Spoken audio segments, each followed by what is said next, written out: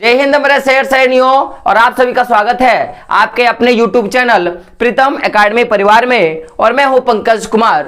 तो बात करेंगे आज के इस वीडियो पे। तो पता है आपको कि भोकाल सीरीज चल रहा है और पूरा का पूरा भोकाल सीरीज में हम लोग रिवीजन का बात कर रहे हैं। तो आपको पता होगा कि जिस तरह से मैं वीडियो ले रहा हूं, वीडियो का कंटेंट जो मैं दे रहा हूं, इस कंटेंट में कहीं भी आपको ये नहीं लगेगा कि रिवीजन हो रहा है, यानी कि क्लास के साथ मैंने रिवीजन इंक्लूड करा है। यानी कि जो बच्चे पहले से पढ़ लिए होंगे उनके लिए रिवीजन है, और जो फर्स्ट टाइम पढ़ रहे हैं उनके लिए तो भाई क्लास है। इस तरह का मैं पूरा का पूरा मैंने क्या क्या मॉडिफाई मैंने किया है इस बार की क्लास का।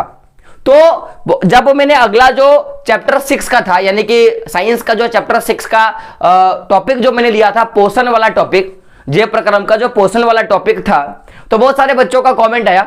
और जैसे कि मैंने बोलता हर बार कि मेरे ऑफलाइन के बच्चे भी मुझे ऑनलाइन में फॉलो करते हैं, तो उन्होंने बोला कि सर आप बोर्ड पे ही बताएं तो अच्छा लगता है। और एक दो बच्चों का ऐसे भी पर्सनली कॉल आया था, ग्रुप में एसएमएस हुआ था।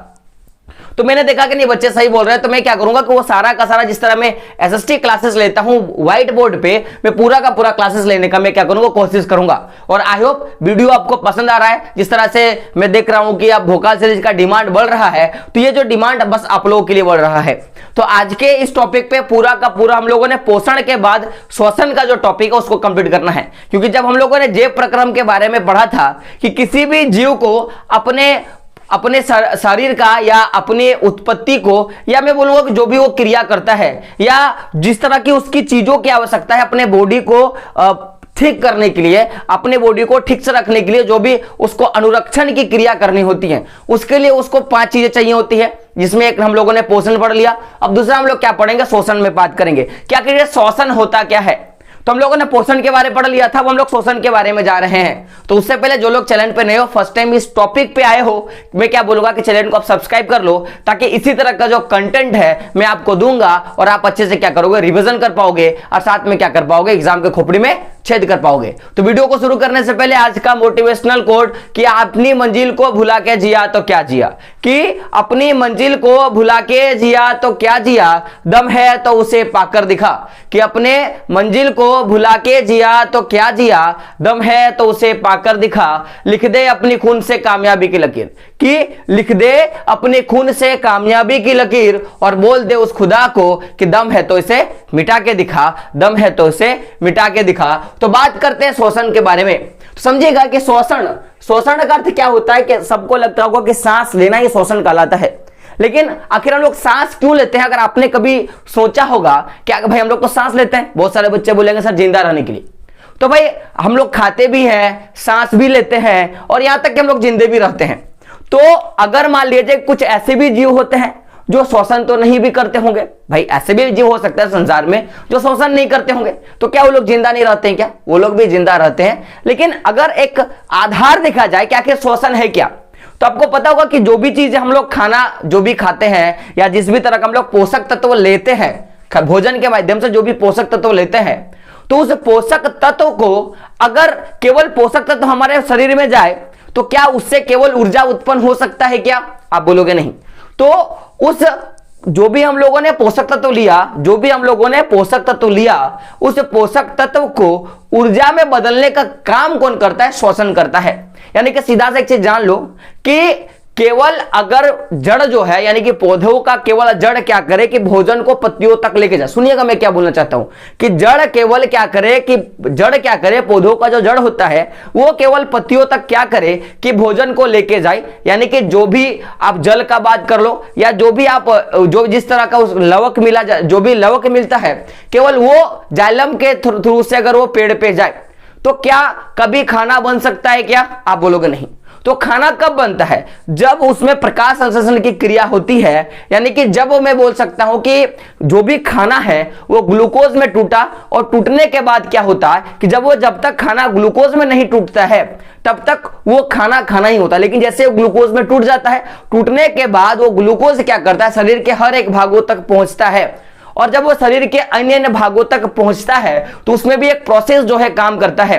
और वो प्रोसेस क्या था आपको पता है कि जो पत्तियों में रंध्र कोशिकाएं पाई जाती है, मतलब रंध्र पाया जाता है, रंध्रों में क्या होता है, एक द्वार कोशिका पाया जाता है, और वो द्वार कोशिकाओं के खुलने और बंद होने से क्या होता है कि जो पानी होता है वो एक चूसन विधि के माध्यम से पेड़ के अलग अलग भागों तक पहुंचने का काम करता है, जिससे कहीं ना कहीं पेड़ क्या करता है कि कार्बन डाइऑक्साइड को लेता है और ऑक्सीजन को बाहर छोड़ता है, कार्बन डाइऑक्साइड को लेता है और ऑक्सीजन को क्या करता है, बाहर छोड़ता है। तो ये जो पूरा का पूरा प्रोसेस था वो पेड़ों पे हम लोगों ने देखा था खाने के बारे में। तो जब पेड़ भी क्या करते हैं कि भाई जैसे हम लोग सांस लेते हैं, हम लोग क्या करते हैं, ऑक्सीजन को लेते हैं, कार्बन डाइऑक्साइड को छोड़ते हैं, लेकिन वो लोग उल्टा करता है, वो लोग क्या करता है कि ऑक्सीजन को छोड़ता है, कार्बन डाइऑक्साइड को लेता है। तो उसका उनका भी एक प्रोसेस जो है कहीं ना कहीं वो प्रोसेस भी एक श्वसन प्रोसेस है, और हमारा भी श्वसन प्रोसेस ही है।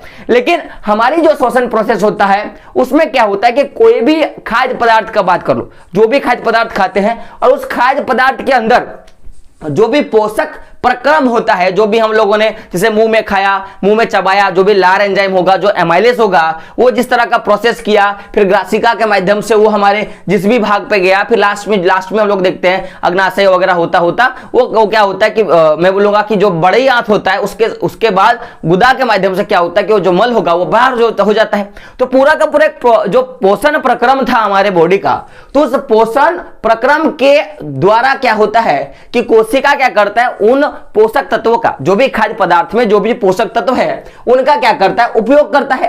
और ये जो उपयोग होता है वो उपयोग वो क्या करता है, अपने विभिन्न प्रकार की जैव प्रक्रमों को करने के लिए करते हैं। मैंने क्या बोला कि जो भी हम लोग खाद्य पदार्थ का अंतर्ग्रहण करते हैं, जो भी खाद्य पदार्थ का अंतर्ग्रहण करते हैं, तो उसका अंतर्ग्रहण कहीं ना कहीं पोषक जो भी मैं बोलूंगा कि जो भी पोषण प्रक्रम था उसके द्वारा होता है। अब जब वो पूरा का पूरा पोषण प्रक्रम हो गया, जो कि हम लोगों ने पीछे क्लास में पढ़ा था, और जो भी अवशिष्ट पदार्थ उनका निष्कासन हो गया, जिन भी चीजों का हमको जरूरत है उनका अवशोषण हो गया। तो जब इनका अवशोषण हो जाता है तो फिर भाई क्या होता है कि जो भी अवशोषित किया हुआ पोषक तत्व था उसको क्या किया गया कि विभिन्न जैव प्रक्रम के द्वारा उसको अपने बॉडी में हम लोग क्या करते हैं, ऊर्जा प्रदान के लिए करते हैं। क्या करते हैं, ऊर्जा प्रदान के लिए करते हैं। तो अगर एक लैंग्वेज में बात किया जाए कि श्वसन क्या है, तो सीधा आप क्या बोलोगे कि जो भी पोषक प्रक्रम के द्वारा जो भी खाद्य पदार्थों का अवशोषण हुआ, उन खाद्य पदार्थों का शोषण क्रिया के द्वारा हम लोग क्या करते हैं, उसको ऊर्जा में बदलने का काम करते हैं। किसमें बदलते हैं, ऊर्जा में बदलने का काम करते हैं। और यही प्रक्रिया क्या कहलाती है, हमारा शोषण कहलाती है। क्या कहलाती है, शोषण कहलाती है। यानी कि जो भी पोषक तत्व है, अगर हम लोगों ने उनका उपयोग किया और अगर वो पोषक तत्व ऊर्जा में परिवर्तित हो जाता है, यानी कि हमें एनर्जी दे देता है, तो वो प्रक्रिया क्या कहलाता है बच्चों, आप क्या बोलोगे सर, वो हमारा क्या कहलाता है, हमारा शोषण कहलाता है। तो अब बात को समझिएगा कि जैसे आप देखोगे कि आप दिन भर पूरा काम किया, पूरा एकदम थ्रस्टेड हो गए हो, पूरा का पूरा आप थक गए हो, तो कहीं ना कहीं आपको ऊर्जा जो है आपने जितना भी आपने खाया और उससे जितना भी आपकी कैलोरी बर्न हुई, जो भी कैलोरी आपका बना और काम करने के दौरान जो भी कैलोरी जला, यानी कि जो भी आपने खाया उससे जो भी ऊर्जा बना और ऊर्जा जो जला, उसके बाद क्या होता है कि आप थक जाते हो, पूरा आपको थकान महसूस होता है। फिर आप क्या करते हो कि नेक्स्ट दिन सुबह उठते हो, नहा धोते हो, फ्रेश होते हो, फिर खाते हो और फिर काम में जाते हो। जब आपने फिर से खाना खाया तो कहीं ना कहीं आपके बॉडी में जो वो कैलोरी, यानी कि जो भी ऊर्जा की आवश्यकता थी, वो ऊर्जा की प्राप्ति आपके भोजन से हुई और उस भोजन को ऊर्जा में कन्वर्ट करने का काम कौन करता है, तो यही शोषण करता है। क्या करता है, शोषण करता है। आप कभी कभी देखोगे कि आप क्या करते हो, दिन भर धूप में दौड़ते हो। क्या करते हो, दिन भर धूप में दौड़ते हो। अब अचानक से क्या होता है कि आपको बहुत ज्यादा क्या होता है, भूख लग जाता है। तो आपने बहुत मेहनती काम किया और आप अचानक देखोगे कि आपको बहुत ज्यादा भूख लग जाता है। तो जब आपने ज्यादा काम किया, आपको भूख लग गया, तो आप फिर से खाना खाओगे। फिर से खाना खाने के बाद आपको क्या होता है, एनर्जी मिल जाता है। तो उस दौरान भी क्या होता है, ये जो भी पोषक तत्व है उसको एनर्जी में बदलने का कौन काम करता है, तो श्वसन ही क्या करता है, उसको ऊर्जा में बदलने का काम करता है। तो यानी कि अगर देखा जाए कि जिस तरह से हम लोग देखते हैं कि पूरा विश्व में अलग अलग तरह के जीव हैं। कुछ ऐसे जीव हैं जिनके पास मुंह नहीं है, जिनके पास शरीर में, जैसे हम लोगों ने देखा था कि पोषण प्रक्रम के द्वारा हमारे शरीर में हर एक चीज का अलग अलग पोषण भाग है भाई। जैसे अगर हम लोगों ने, मान लो कि हम लोगों ने चना खाया, उसको पचाने के लिए कोई अलग सा भाग है। हम लोगों ने अंडा खाया तो उसको पचाने के लिए अलग सा भाग है। अगर हम लोगों ने पानी पिया तो पानी को पचाने के लिए अलग सा भाग है, यानी कि आप जो भी कुछ करोगे उसके लिए अलग अलग भाग होगा। अब उसी तरह क्या होता है कि बहुत सारे ऐसे जीव होते हैं, अगर वो कुछ भी खा ले, अगर वो कुछ भी खा ले तो उनका बॉडी का एक ही भाग क्या करता है, पूरा का पूरा काम कर देता है। जैसे हम लोगों ने अमीबा का बात किया था, तो अमीबा में क्या हुआ था आपको पता होगा कि जो भी खाना देखता है अमीबा, उसको अपने फुटपाथ, जो भी उनके फुटपाथ होती हैं, उन फुटपाथों के द्वारा क्या करता है कि खाना तक पहुंचता है और फिर क्या करता है, उसको अपनी जो भी मैं बोलूंगा उसका जो बॉडी स्ट्रक्चर है उसमें घेर लेता है, फिर क्या करता है उसको खा लेता है और फिर उसका पाचन जो होगा उसी रास्ते के माध्यम से हो जाता है। लेकिन हमारे बॉडी में हर एक चीज का अलग अलग पाचन जगह है, अलग अलग पाचन विधि है, और सबसे ज्यादा जटिल पाचन विधि का बात किया जाए तो वो मनुष्यों का होता है। किसका होता है? मनुष्यों का होता है।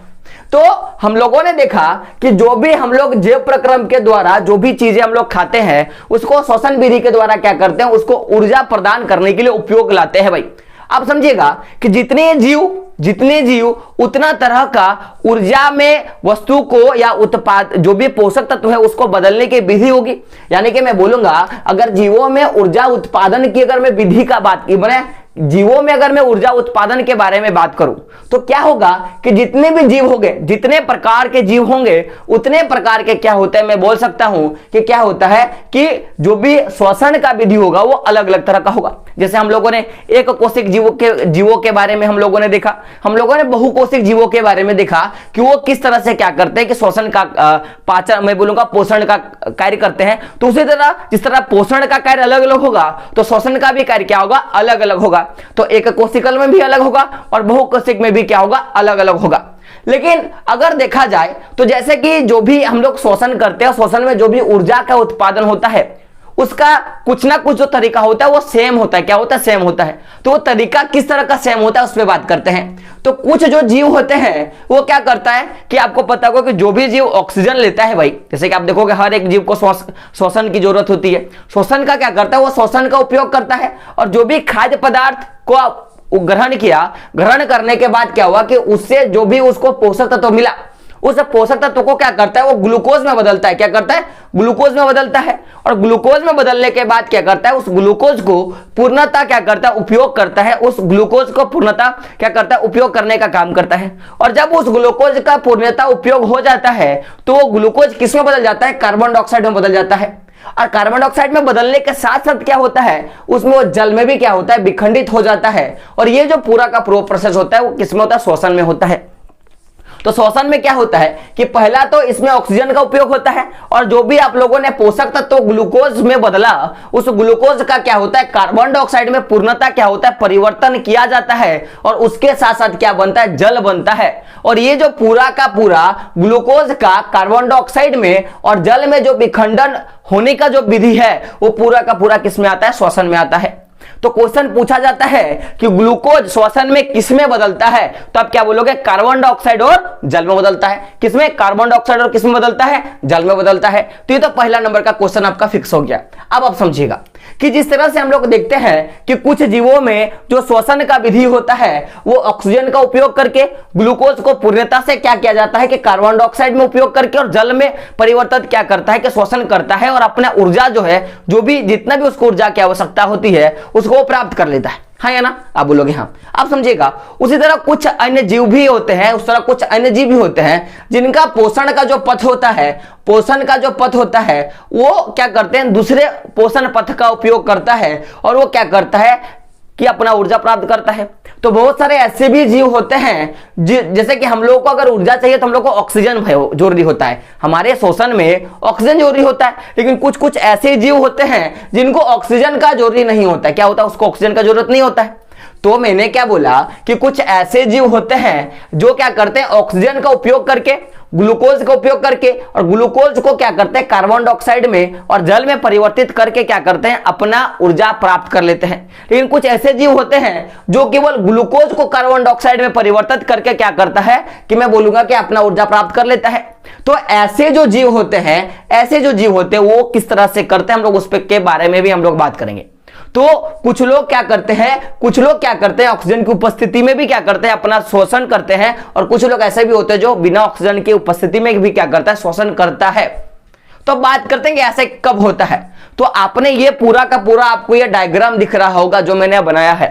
तो ऐसे देखा जाए तो ऊर्जा उत्पादन करने का जो तरीका है सामान्य, चाहे वो ऑक्सीजन की उपस्थिति में हो या ऑक्सीजन की उपस्थिति में ना हो या ऑक्सीजन के अभाव में हो, हम लोग तीनों का बात करेंगे। समझिएगा मैं क्या बोलना चाहता हूं कि हमारे पास तीन ऐसी स्थितियां होती हैं जिससे हम लोग क्या करते हैं कि हम लोग ऊर्जा जो है उसको प्राप्त करते हैं। एक वो स्थिति होता है जिसमें ऑक्सीजन होता है, एक वो स्थिति होता है जिसमें ऑक्सीजन नहीं होता है, और एक ऐसा भी स्थिति होता है जब ऑक्सीजन का क्या होगा, अभाव होगा, यानी कि ऑक्सीजन का कमी होगा। माने समझिएगा कि आपको मान लिया जाए कि आपको 5 लीटर ऑक्सीजन की आवश्यकता होगी, 5 लीटर ऑक्सीजन की आवश्यकता होगी, जिसको आप ले लोगे तो आप अच्छे से क्या कर सकते हो, अपना जो भी ऊर्जा हो या जो भी श्वसन कार्य है उसको आप कर सकते हो। लेकिन 5 लीटर की जगह केवल आपको 2 लीटर मिल रहा है, तो यही ना अभाव हुआ कि जितना जरूरी है उससे आपको कम मिल रहा है, यही क्या होता है, आपका अभाव होता है। तो उस स्थिति में देखेंगे या 5 लीटर की ऑक्सीजन की आपको आवश्यकता है और 5 लीटर ही आपको ना मिले, ऐसी भी स्थिति के बारे में हम लोग चर्चा करेंगे।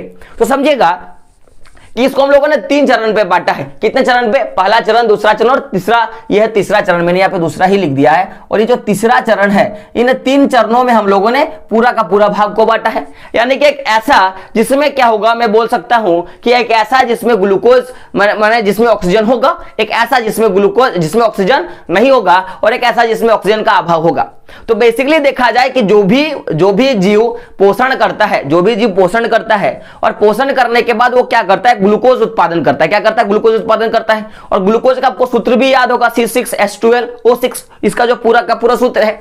तो क्या करता है समझिएगा कि पहला अगर मैं इसका चरण का बात करूं तो पहले चरण में क्या होता है कि ग्लूकोज क्या करता है कि जो भी ग्लूकोज क्या होता है, ग्लूकोज अगर देखा जाए तो C6H12 होता है और O6 होता है, ये इसका सूत्र होता है C6H12O6। तो ये कितना कार्बन का होता है? 6 कार्बन का होता है। और कितना हाइड्रोजन का होता है? तो आप देखोगे इसमें 12 हाइड्रोजन होता है, और ऑक्सीजन का अगर संख्या देखा जाए तो इसमें 6 ऑक्सीजन होता है। कितना होता है? 6 ऑक्सीजन होता है। तो क्वेश्चन कभी आएगा कि बताइए ग्लूकोज का सूत्र क्या होगा, तो आप क्या बोलोगे?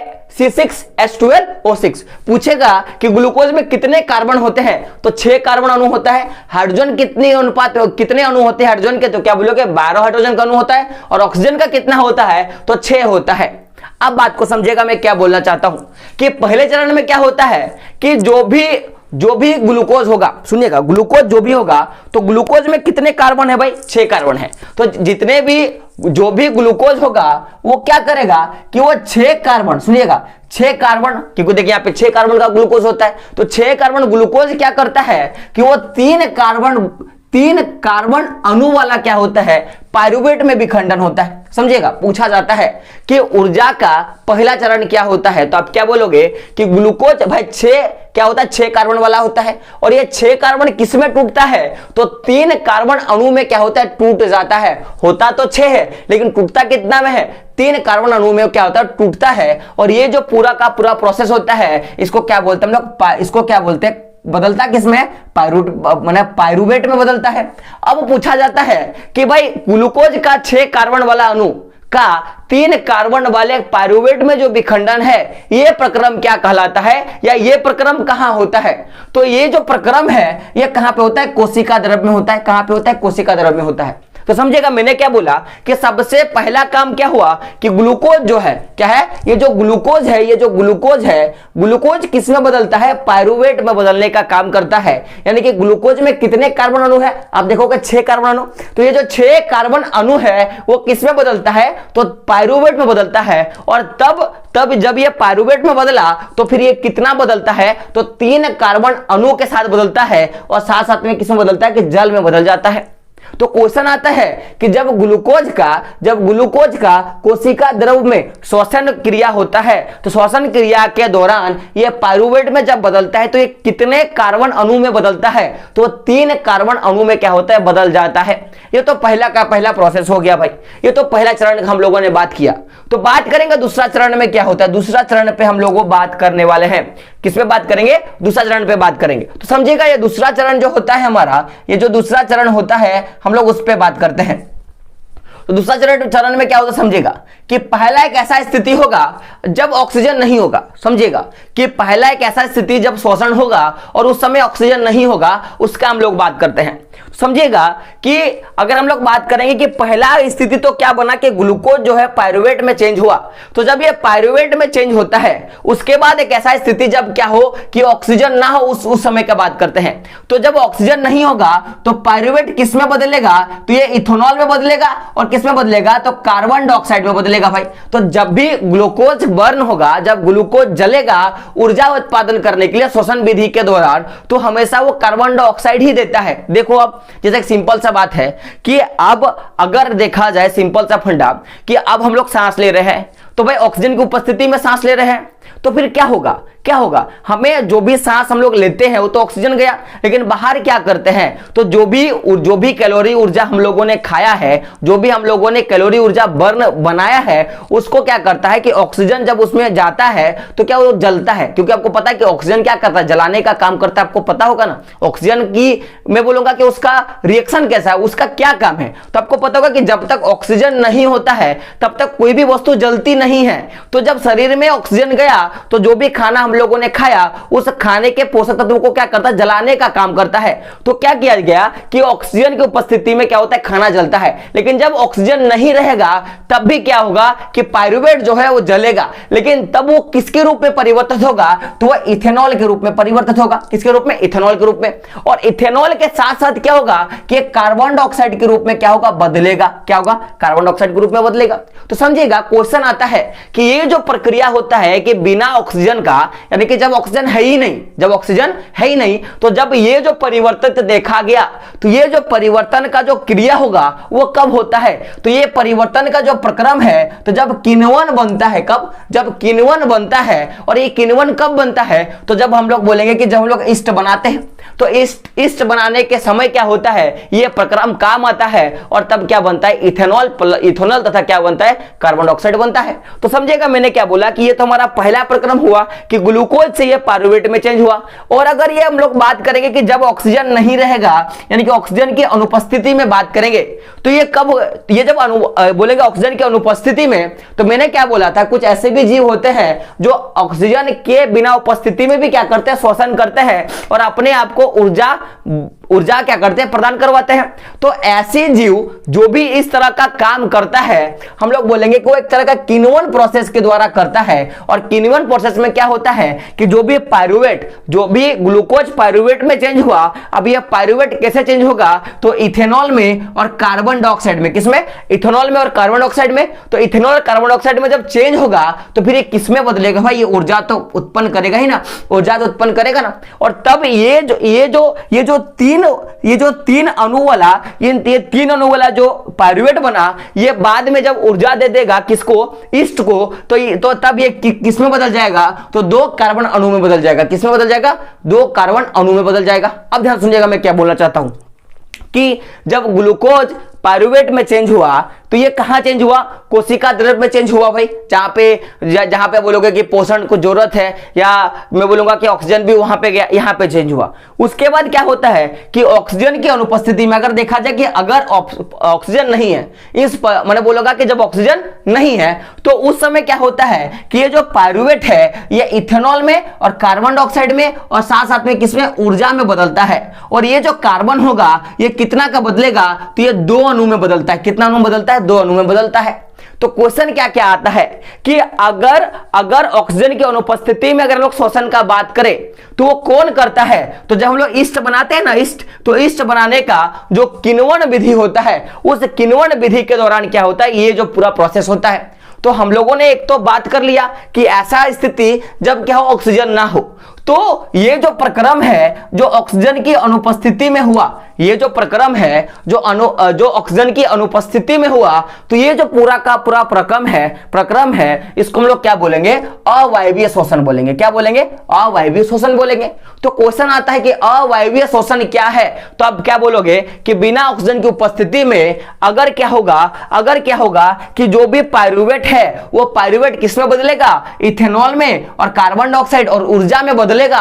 तो उस पूरा का पूरा श्वसन विधि को हम लोग क्या बोलेंगे, अवायवीय श्वसन बोलेंगे। क्या बोलेंगे, अवायवीय श्वसन बोलेंगे। आपको तो ये तो बात समझ में आ गया। हम लोग अगले बार पे देखते हैं। तो ये तो रहा दूसरा विधि। बात करते हैं तीसरे विधि पे। समझिएगा कि कभी कभी क्या होता है, कभी कभी क्या होता है कि जो भी मैं बोलूंगा कि हम लोगों ने देखा एक वह स्थिति था कि जब ऑक्सीजन था ही नहीं, वो अवायवीय श्वसन। अब हम लोग देखते हैं कि कुछ ऐसे जीव होते हैं, कुछ ऐसे जीव होते हैं जो क्या करते हैं कि ऑक्सीजन को, समझिएगा मैं क्या बोलना चाहता हूं, कि ऑक्सीजन की उपस्थिति में, in present of oxygen, oxygen की उपस्थिति में क्या करते हैं, श्वसन करने का काम करते हैं। तो जब वो ऑक्सीजन की उपस्थिति में श्वसन करेगा तो क्या होगा, उस पर हम लोग बात करते हैं। तो अगर देखा जाए कि जो भी पायरुवेट बना, अगर ये ऑक्सीजन की उपस्थिति में क्या करेगा, ऑक्सीजन की उपस्थिति में अगर वो श्वसन करने का काम करता है, तो ये जो परिवर्तित होता है, जो भी ऊर्जा बनेगा, वो पहला तो कार्बन डाइऑक्साइड बनेगा, साथ में क्या होगा, जल बनेगा, और फिर क्या बनेगा, ऊर्जा बनेगा। क्या बनेगा, ऊर्जा। तो अगर पायरुवेट किसमें बदलता है, ऑक्सीजन की उपस्थिति में कार्बन डाइऑक्साइड, जल और ऊर्जा में परिवर्तित होता है, तो ये जो विधि होगा ये कहां पे होगा, ये माइटोकॉन्ड्रिया में होगा। कहां पे होगा, माइटोकॉन्ड्रिया में। तो क्वेश्चन आता है कि बताइए कि ये जो माइटोकॉन्ड्रिया है वो किस प्रकार का शोषण करता है, अवायवीय शोषण करता है कि वायवीय शोषण करता है। तो आप क्या बोलोगे, ये वायवीय शोषण करता है। क्यों? क्योंकि ये जो है ये ऑक्सीजन की उपस्थिति में क्या करता है, शोषण करने का काम करता है। क्या करता है, ऑक्सीजन की उपस्थिति में क्या करता है, शोषण करने का काम करता है। तो ये तो रहा भाई कि पायरुवेट क्या होगा कि अगर वो ऑक्सीजन की उपस्थिति में कार्बन डाइऑक्साइड और जल और साथ में क्या बनाएगा, ऊर्जा अगर बनाएगा, तो फिर हम लोग क्या बोलेंगे, तो हम लोग क्या बोलेंगे कि ये जो प्रोसेस है ये वायवीय प्रोसेस है। और ये होगा कहां पे, तो ये माइटोकॉन्ड्रिया में होगा। कहां पे होगा, माइटोकॉन्ड्रिया में होगा। तो हम लोगों ने यहां पे देखा था ना कि जब ऑक्सीजन का उपयोग करके ग्लूकोज को पूर्णतः कार्बन डाइऑक्साइड में और जल में अगर विखंडित करते हैं तो ये पूरा का पूरा प्रोसेस क्या कहलाएगा, श्वसन कहलाता है। लेकिन कुछ स्थिति ऐसे भी होती है जब ऑक्सीजन नहीं होता है या ऑक्सीजन की क्या होती है, कम मात्रा होती है, तब क्या होगा उसके बारे में भी हम लोगों ने बात किया। तो एक तो हम लोगों ने बात किया जब ऑक्सीजन नहीं होगा, दूसरा हम लोगों ने बात किया क्या कि जब ऑक्सीजन की उपस्थिति होगी। तो अगर हम लोग देखें कि भाई ये जो पायरुवेट है का विखंडन अगर ऑक्सीजन के उपयोग करके होगा तो ये जो पूरा का पूरा प्रोसेस कहां पे संपन्न होगा, तो माइटोकॉन्ड्रिया में संपन्न होगा।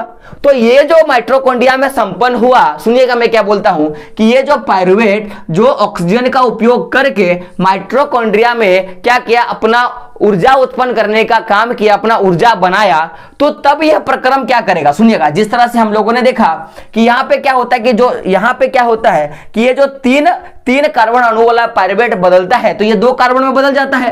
तो ये जो ऑक्सीजन की उपस्थिति में बदलेगा तो ये क्या करता है, ये जो 3 कार्बन का जो होता है पायरुवेट होता है वो 3 कार्बन डाइऑक्साइड में ही बदलता है।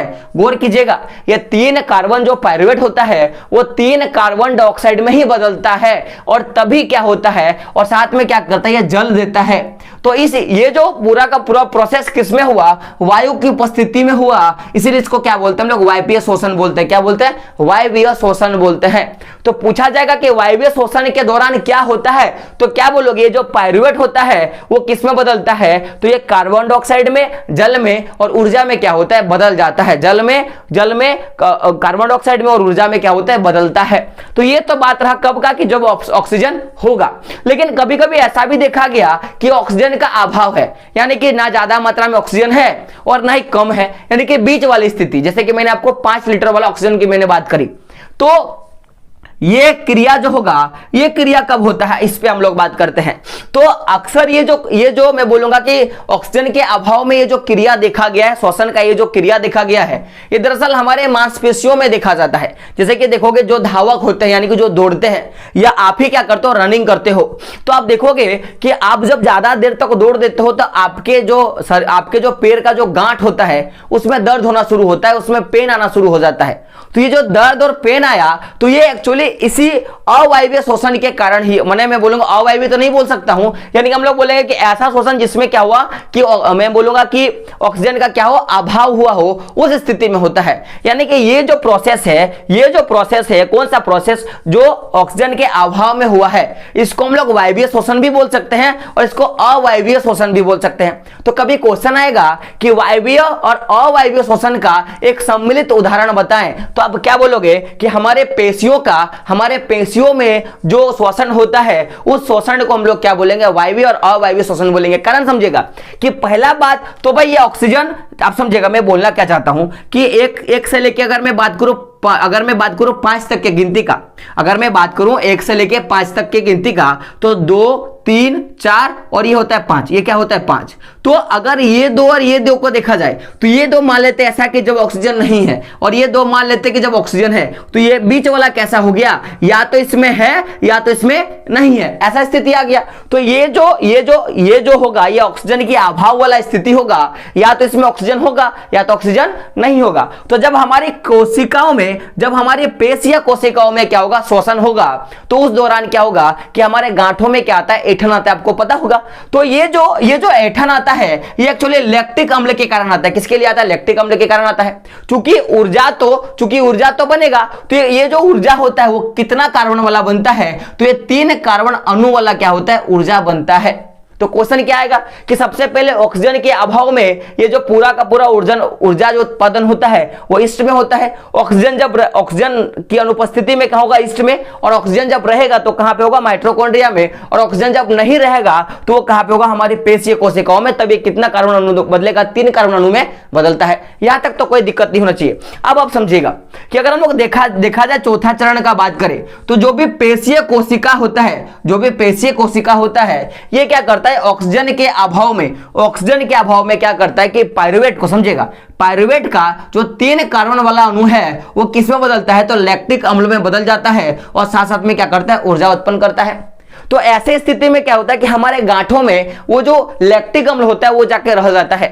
और आप देखोगे कि बहुत ज्यादा देर तक आप चलते हो या बहुत ज्यादा देर तक खड़े रहते हो या दौड़ते हो, और उसके बाद क्या होता है कि आपके पैरों में अगर गर्म पानी या ठंडा पानी, पूरा ठंडा वाला चिल वाला पानी दे दिया जाए तो आपको बड़ा आराम फीलिंग होता है। उस समय क्या होता है कि जो भी लैक्टिक अम्ल आपके शरीर में जाके जम गया, वो क्या होता है कि फिर से उसको जब भी ऑक्सीजन मिल जाता है तो वो क्या करता है कि फिर से वो क्या होता है, वो बर्न हो जाता है, और वहां से आपकी दर्द जो होती है गायब हो जाती है। उस दौरान हम लोग क्या बोलते हैं कि मम्मी थोड़ा तेल दे दो पैर में, और मम्मी क्या करती है, आपके जो पैर है उसमें ऑयल लगा देती है और कुछ देर तक मालिश कर देती है। अगर वो मालिश करेगा तो क्या बॉडी हिलेगा, और उससे कहीं ना कहीं ऑक्सीजन जो नहीं पहुंच रहा था, ऑक्सीजन जो उस कोशिका में नहीं पहुंच रहा था, उस हिलने के कारण क्या होगा कि वहां पे भी क्या होगा कि ऑक्सीजन पहुंच जाएगा, और पूरा का पूरा क्या होगा कि वो कार्बन अणु में बदल जाएगा, पूरा का पूरा क्या होगा कि वो क्या होगा, जल जाएगा, जिसके कारण क्या होगा कि आपकी जो लैक्टिक अम्ल है वो फिर क्या होगा, बदल जाता है, और आपका जो ऐंठन है या जो दर्द है वो क्या होता है, समाप्त हो जाता है।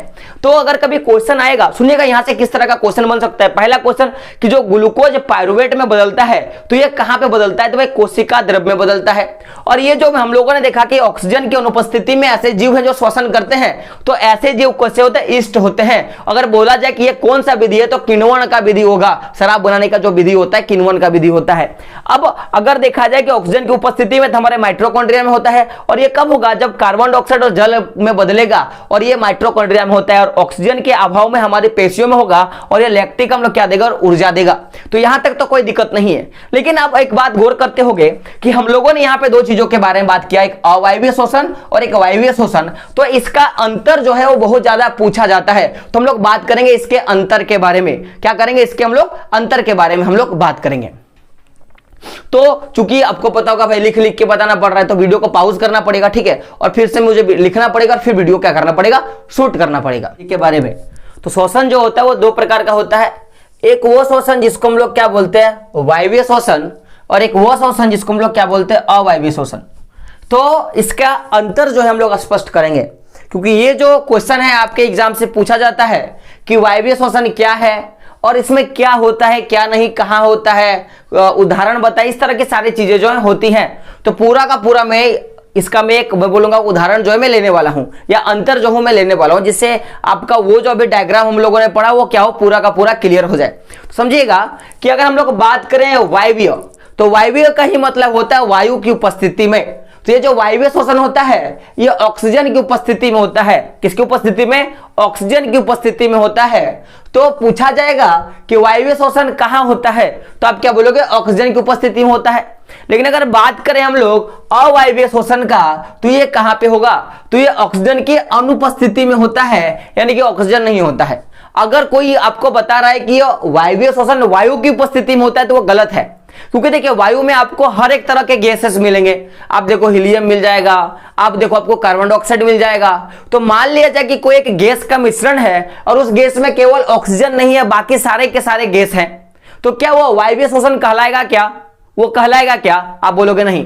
तो जब केवल ऑक्सीजन की उपस्थिति होगा, in present of oxygen, oxygen की उपस्थिति होगा, तभी उसको क्या बोलेंगे? वायवीय श्वसन। और अगर ऑक्सीजन की उपस्थिति नहीं होगा तो उसको क्या बोलेंगे?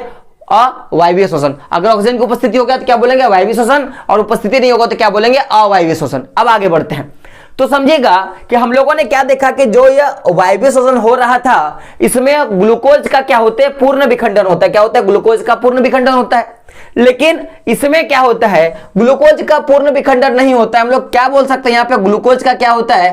अपूर्ण विखंडन होता है। क्या होता है? अपूर्ण विखंडन होता है। यानी कि कुछ आध एक मात्रा में क्या होता है, जो ग्लूकोज है वो बच जाता है, या वो जलता नहीं है, ठीक से वो बर्न नहीं होता। तो क्या होता है कि वो उस पूरे के प्रक्रम को कहां पे होता है? तो ये अवायवीय श्वसन में होगा। क्योंकि आप बात को समझिएगा कि अगर आप क्या कर रहे हो कि एक आप कहीं पे आग लगा रहे हो, एक लकड़ी पे क्या कर रहे हो? आग लगा रहे हो। अब अगर आपको वातावरण से अगर आपको भली भांति से अगर आपको ऑक्सीजन मिल रहा है, आपको ऑक्सीजन मिल रहा है, तो वो लकड़ी जो होगा वो पूर्णतः क्या होगा? जलना शुरू हो जाएगा। लेकिन आपने कभी अगर गौर किया होगा कि आपने एक चूल्हा बनाया है, आप पिकनिक पे गए होगे 1 तारीख को, 1 जनवरी को गए होगे, आपने एक चूल्हा बनाया और चूल्हा पे आप लकड़ी डाले जा रहे हो, लकड़ी डाले जा रहे हो, लकड़ी डाले जा रहे हो, तो क्या होता है? कहीं ना कहीं वो जो जलता है उसका जो लो होता है वो घट जाता है, फिर धुआं देने लगता है।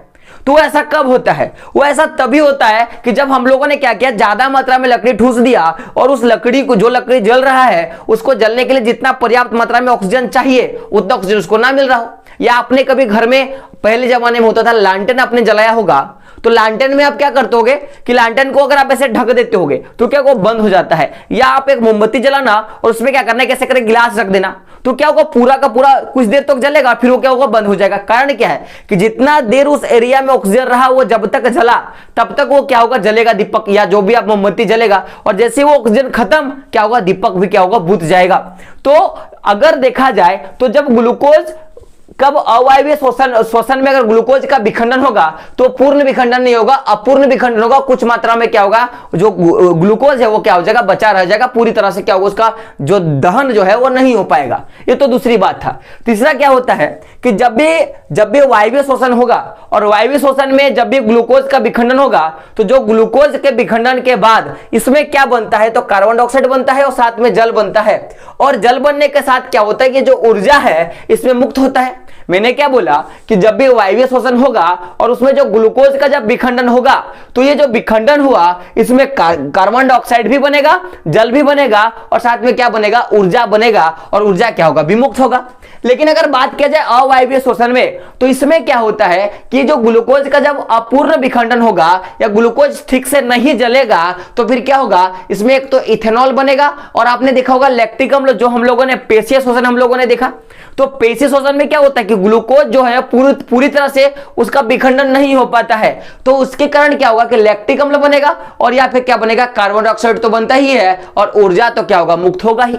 तो पूछा जाता है कि अगर पूछा जाए कि वायवीय और अवायवीय श्वसन में क्या संबंध है, तो दोनों में कार्बन डाइऑक्साइड और ऊर्जा बनता है, दोनों में कार्बन डाइऑक्साइड और ऊर्जा बनता है। लेकिन डिफरेंस इसका क्या है कि इसमें एथेनॉल बन जाता है कब? जब ईस्ट में क्या होगा? अवायवीय श्वसन होगा। और जब पेशियों में क्या होगा कि ऑक्सीजन की अभाव के कारण लैक्टिक अम्ल स्रावित होगा। तो ये दो जो है यहाँ पे क्या होगा? एडिशन आ जाता है, और इसमें एक नया चीज क्या बन जाता है? इसमें जल जो है वो बन जाता है। क्या होता है? जल जो है बन जाता है। तो पूछा जाएगा कि वायवीय श्वसन में क्या बनता है, तो कार्बन डाइऑक्साइड, जल और ऑक्सीजन बनता है। लेकिन अवायवीय श्वसन में एथेनॉल और लैक्टिक अम्ल और कार्बन डाइऑक्साइड क्या होता है? बनता है। ऊर्जा भी क्या होता है? बनता है। यहां तक तो कोई दिक्कत नहीं आपको। अब समझिएगा, ये जो वायवीय श्वसन होता है ये कोशिका द्रव में भी होता है और माइटोकॉन्ड्रिया में होता है। कहां कहां होता है? कोशिका द्रव में और माइटोकॉन्ड्रिया में होता है। लेकिन अवायवीय श्वसन का बात करें तो ये केवल कहां पे होगा? तो ये केवल कोशिका द्रव में होता है।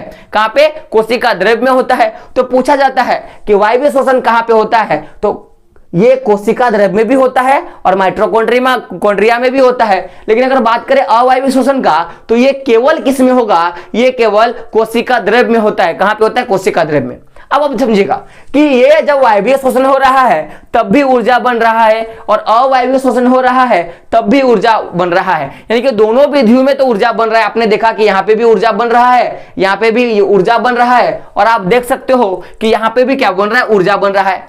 लेकिन देखा जाए जब वायु की उपस्थिति में ग्लूकोज का खंडन होता है तो ये पूरा का पूरा ग्लूकोज क्या होता है, अच्छे से जल जाता है, और इसमें ग्लूकोज सही मात्रा में जलता नहीं है। अब आप बात को समझिएगा कि एक थाली में खाना रखा हुआ है, जैसे गांव में बोला जाता है कि खाना खा लो पूरा ताकत मिल जाएगा, तो अगर वो पूरा का पूरा खाना आप खा लोगे तो ज्यादा मात्रा में आपके शरीर में कैलोरी बनेगा। यानी कि एक इंसान क्या करता है, अगर उसी थाली को बात किया जाए जो थाली आपने खाया, जैसे कि मान लो कि ए नाम का एक बंदे ने एक थाली खाया और बी नाम का एक बंदे ने एक थाली खाया, दोनों में सेम टाइप के सब्जी जो भी कुछ हो सेम टाइप के, इसको अगर 5 सब्जी मिले तो इनको भी 5 ही सब्जी मिला और एक ही तरह का सब्जी।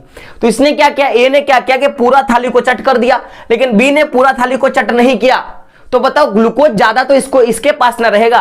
तो उसी तरह जब ग्लूकोज ज्यादा मात्रा में जलेगा, पूरी तरह से जल जाएगा, तो इसमें जो ऊर्जा होगा इस अवायवीय शोषण के मुकाबले क्या होगा, अधिक उत्पन्न होगा। क्या होगा, अधिक उत्पन्न होगा।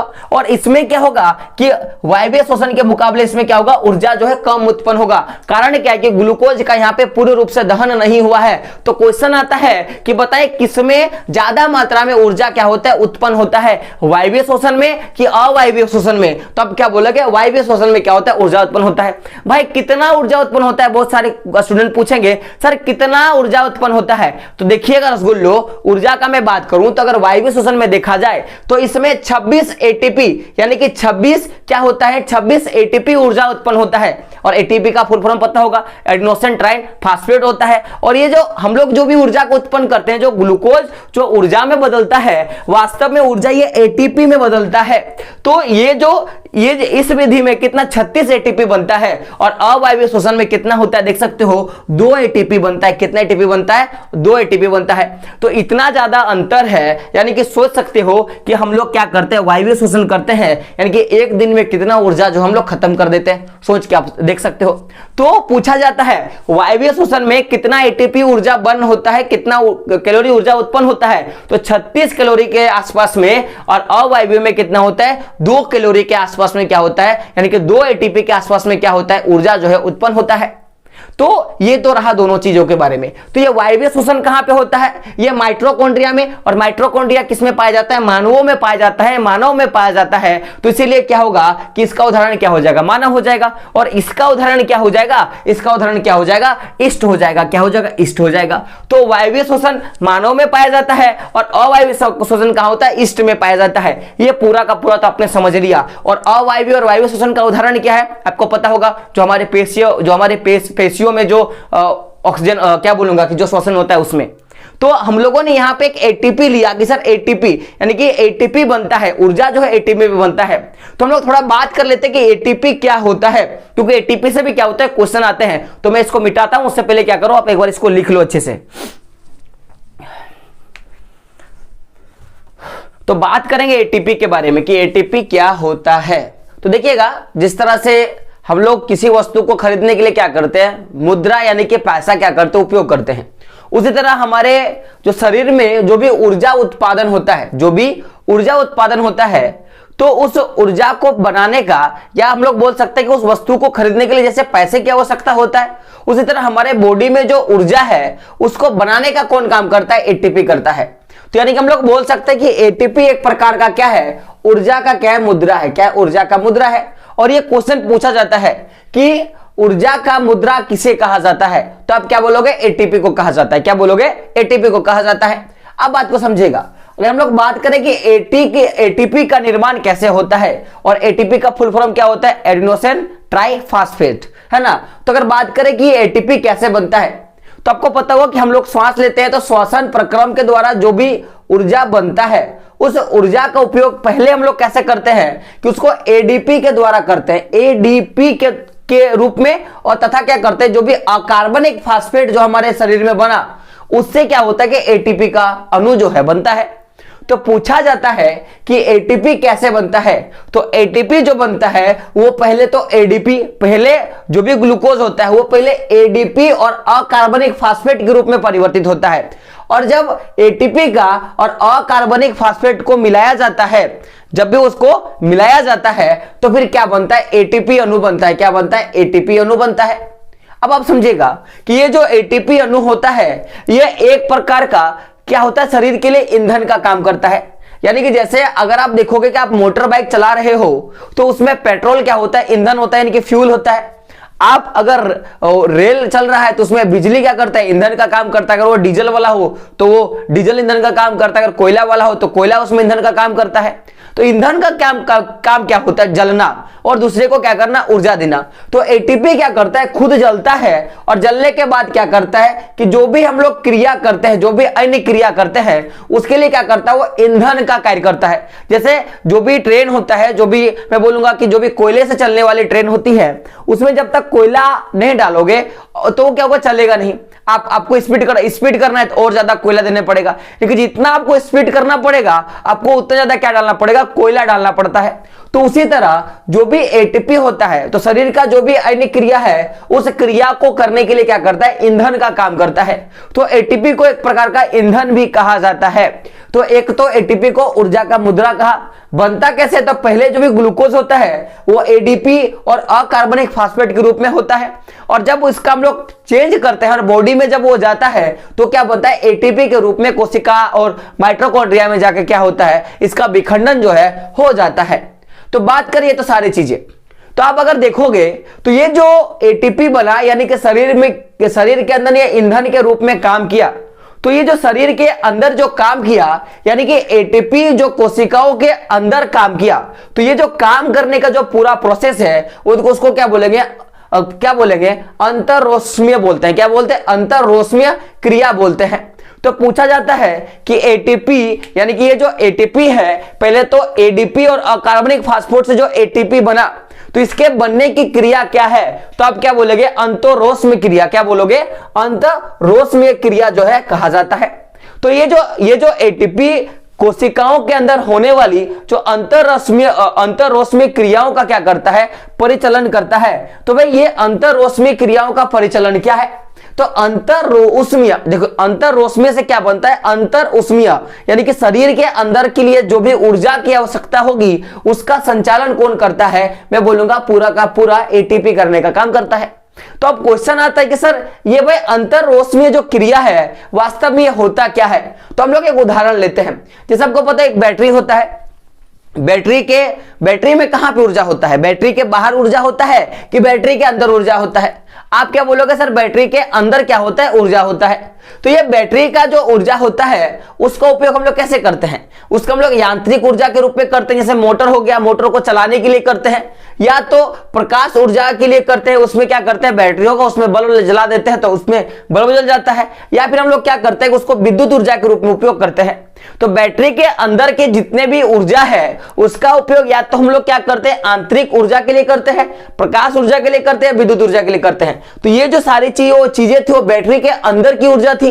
उसी तरह जो भी एटीपी बना वो एटीपी हमारे शरीर का क्या है, आंतरिक ऊर्जा है। और उस आंतरिक ऊर्जा का उपयोग हम लोग कैसे करते हैं, तो पेशियों के सिकुड़ने के लिए। जैसे मेरा हाथ है तो मैं ऐसे जब मैं इसको इधर खींच रहा हूं तो यहाँ की जो पेशी है वो भी क्या हो रहा है, सिकुड़ रही है। या जो मेरा हार्ट बीट चल रहा है या आपका जो हार्ट बीट चल रहा है तो क्या ऐसे हो रहा है, तो उसका जो फैलना, सिकुड़ना, फैलना ये जो हो रहा है उसका भी संचालन कौन करता है, एटीपी के द्वारा किया जाता है। साथ में देखोगे तो जो भी हमारे बॉडी में प्रोटीन है तो प्रोटीन का संश्लेषण भी किसके माध्यम से होता है, एटीपी के माध्यम से होता है। और जितने भी तंत्रिका आवेग हैं उसका भी संचालन कौन करता है, तो मैं बोलूंगा कि एटीपी के द्वारा किया जाता है। तो क्वेश्चन आता है कि एटीपी का उपयोग हम लोग कहां कहां करते हैं, तो पहला क्या बोलोगे, पेशियों के सिकुड़ने का, दूसरा क्या बोलोगे, प्रोटीन का संश्लेषण में, और तीसरा क्या बोलोगे, तो तंत्रिका आवेगों का संचार जो होता है इसमें किया जाता है।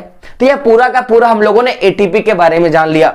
अब आप समझिएगा कि हम लोग क्या देखते हैं कि मनुष्य किस स्थिति में रहने का काम करता है, जहां पे ऑक्सीजन क्या हो, जहां पे ऑक्सीजन हो। और पौधे भी क्या करते हैं कि हमारे आसपास में रहने का काम करते हैं।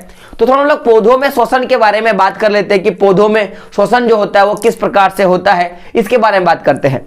तो हम लोगों ने देखा था कि पौधों में रंध्र होता है, जो कि मैंने स्टार्टिंग में आपको बताया था कि पौधों में क्या होता है, रंध्र होता है, और उस रंध्र के द्वारा जो भी गैस होता है, यानी कि जो भी आदान प्रदान होता है, चाहे ऑक्सीजन का बात कर ले जाए या कार्बन डाइऑक्साइड का बात कर लिया जाए, तो उसका क्या होता है, उसका रंध्रों के द्वारा क्या होता है, मैं बोलूंगा उसका आदान प्रदान होता है।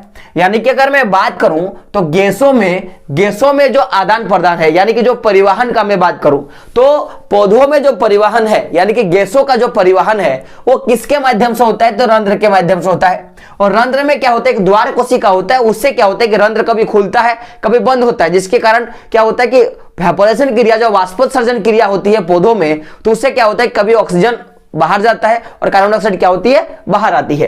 तो समझिएगा कि ये जो आदान प्रदान है पौधों में, जो आदान प्रदान गैसों का रहा, वो किसके द्वारा होता है, रंध्रों के द्वारा। लेकिन अगर बात किया जाए कि ये जो ऑक्सीजन का बात किया जाए, कार्बन डाइऑक्साइड का आदान प्रदान का बात किया जाए, तो ये एक्चुअली हमारे नाक, अगर आप देखोगे तो हमारे पास जो ये जो ऑक्सीजन का छोड़ लेना और कार्बन डाइऑक्साइड को छोड़ना, इसके लिए हमारे पास एक अलग सा तंत्र बना हुआ है जिसको हम लोग फेफड़ा बोलते हैं, फुफ्फुस बोलते हैं। तो क्या पौधों में फेफड़े होते हैं क्या पौधों में फुफ्फुस वाहिकाएं होती हैं क्या? आप बोलोगे सर नहीं। क्या पौधों में नाक होता है क्या? नाक तो हम लोग एक तरह से बोल सकते हैं रंध्र हो सकता है, लेकिन हमारे जैसे नाक में छिद्र होता है, इनका रंध्र है। लेकिन हमारे पास सांस लेने के लिए एक तंत्र बना हुआ है, जिस तंत्र को हम लोग क्या बोलते हैं, श्वसन तंत्र बोलते हैं। और यानी कि मैं बोल सकता हूं कि सबसे उसमें मुख्य काम किसका होता है, फेफड़े का होता है। तो हमारे पास क्या होता है, फेफड़ा होता है, जिससे हम लोग क्या करते हैं, सांस लेते हैं। लेकिन क्या पौधों में सांस लेने के लिए कोई ऐसा कोई अंग होता है बॉडी में क्या? जैसे हम लोग का संचरण के लिए फेफड़ा होता है, फुफ्फुस होता है, लेकिन पौधों में ऐसा नहीं होता है। तो आखिर पौधों में ये जो गैसों का आदान प्रदान हुआ, तो उसके लिए कौन मुख्य रूप से कार्य करता है, इस पे हम लोग बात करते हैं।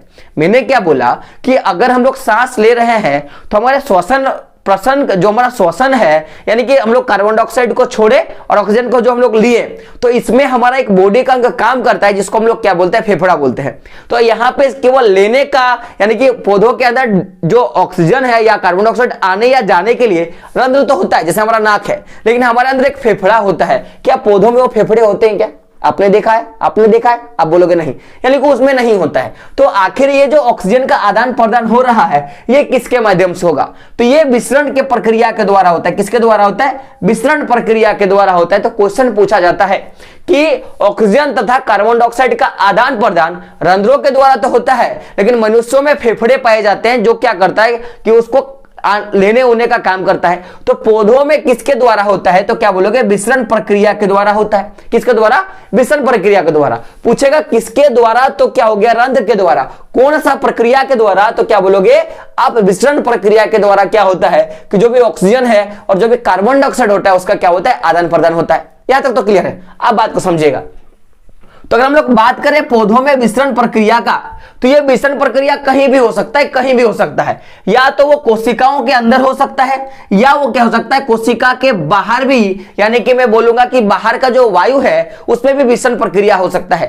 यानी कि कोई जगह नहीं है कि ये जो विसरण का प्रक्रिया होगा वो पौधों के अंदर ही होगा, ये संभवता नहीं है। लेकिन मनुष्यों में देखा जाए तो वो कैसे होता है? बॉडी के अंदर ही होता है, क्योंकि फुफ्फुस कहां पे? अंदर में है।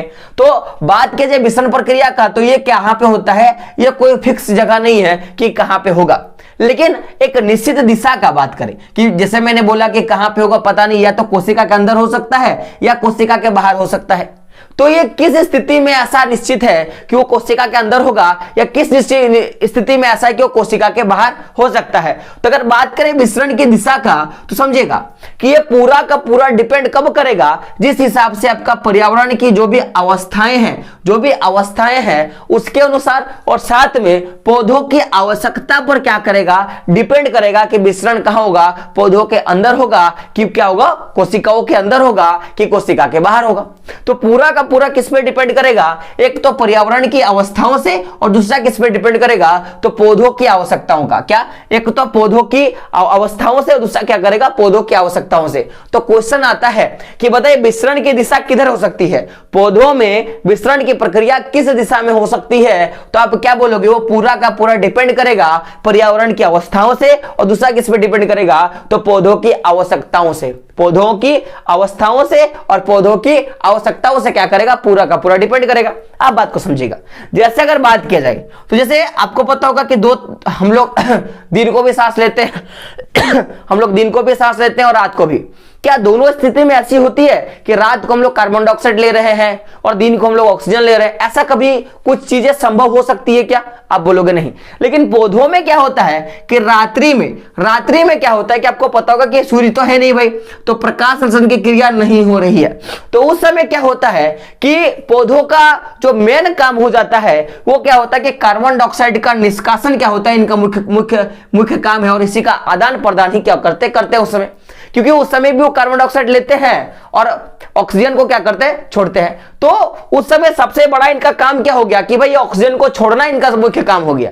लेकिन अब जब दिन में आप देखोगे तो दिन में क्या होता है कि आपको पता होगा दिन में भाई प्रकाश संश्लेषण का क्रिया है, प्रकाश की क्रिया हो रही है। तो उस समय इनका बस मुख्य काम क्या होता है कि वो क्या करते हैं कि CO2 को लेना यानी कार्बन डाइऑक्साइड को लेना, और मैं बोल सकता हूं कि जो मुख्य लेना ही क्या होता है, इनका मुख्य काम होता है।